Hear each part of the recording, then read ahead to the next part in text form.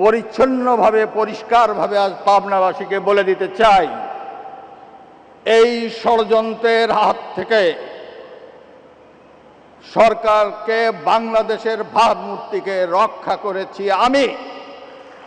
and I will have to do, আমি আজ অথরিটির সঙ্গে বলছি, আমি সেটা করেছি পাবনার সন্তান হিসাবে।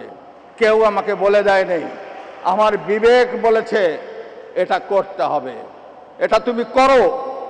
আমি মন্ত্রীকে বলেছি আমি এটা করতে পারি না, আমি উপদেষ্টাকে বলেছি আমি এটা করতে পারি না। আমি বলেছি I am the last man to do it, I am the last man to do it, আমি করতে পারবো না।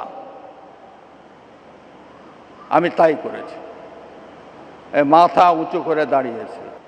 I will, whatever I will face, I am ready to face at any time.